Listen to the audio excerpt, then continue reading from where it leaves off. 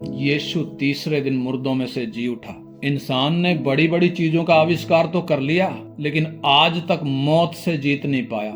इंसान चाहे कितना भी बलवान हो, मौत के सामने बेबस है, क्योंकि मौत उसे छोड़ती नहीं है। मौत इंसान से ज्यादा ताकतवर है, इसलिए मरने के बाद कोई भी व्यक्ति मौत के मुंह से वापस नहीं आ सकता। चाहे कितना भी बलवान हो, ज्ञानवान हो, बुद्धिमान हो, पहलवान हो, शक्तिमान हो, तुर्रम खान हो, मौत ने सबको निगल लिया। कोई भी वापस नहीं आ पाया। लेकिन यीशु ने पहले ही बार बार बताया था, मुझे पकड़वाया जाएगा, क्रूस पर चढ़ाया जाएगा, लेकिन मैं तीसरे दिन मुर्दों में से जी उठूंगा। इसलिए यीशु की कब्र पर पहरा बिठा दिया गया। पहरा केवल नहीं, उसकी कब्र पर भारी पत्थर रख दिया गया। उसकी कब्र को रोमी मोहर के द्वारा सील कर दिया गया। सैनिक पहरा दे रहे हैं। क्यों पहरा दे रहे हैं? क्यों सील कर दिया? क्योंकि ये बोलकर मरा है, मैं तीसरे दिन फिर जी उठूंगा। लेकिन फिर भी यीशु तीसरे दिन मुर्दों में से जी उठा, कब्र से बाहर आ गया। ना तो दुनिया की कोई ताकत उसको जिंदा होने से रोक सकी, ना तो शैतान की कोई ताकत उसको जी उठने से रोक पाई। इसलिए यीशु कहता है, प्रकाशित वाक्य 1:18 में लिखा है, मैं मर गया था, अब देख मैं युगान युग जीवता हूँ, मृत्यु और अधोलोक की कुंजियां मेरे ही पास हैं। ऐसा कैसे हो गया? यीशु का मुर्दों में से जी उठना क्या साबित करता है? यीशु का मुर्दों में से जी उठना साबित करता है कि यीशु पाप रहित था, इसलिए वो मरकर जी उठा।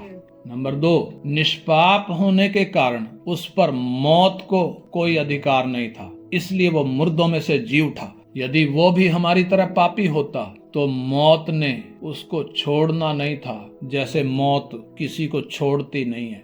यीशु भी यदि पापी होता, मौत ने उसको छोड़ना नहीं था। तीसरा, मुर्दों में से जी उठकर यीशु ने कब्र की शक्ति को तोड़ दिया, अधोलोक की ताकत को तोड़ दिया, मौत के अधिकार को तोड़ दिया।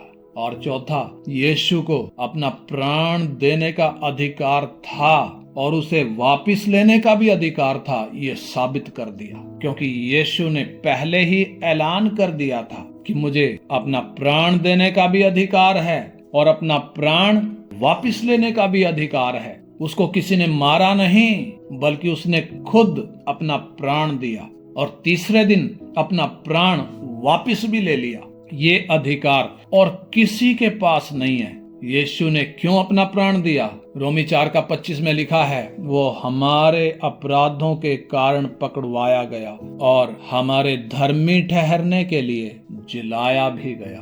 पांचवा, उसका मुर्दों में से जी उठना ये साबित करता है कि यीशु वास्तव में इस संसार का नहीं है, स्वर्ग से उतरा। इसलिए मुर्दों में से जी उठकर वो सामर्थ के साथ परमेश्वर का पुत्र ठहरा है, रोमी की पत्री में लिखा है। और छठा, मनुष्य के छुटकारे के बदले में यीशु का क्रूस पर दिया गया बलिदान स्वर्ग ने स्वीकार कर लिया है। यीशु ने पापी जगत के लिए क्रूस पर जो प्राण दिया, अपना बलिदान दिया, एक सिद्ध बलिदान स्वर्ग ने कबूल कर लिया।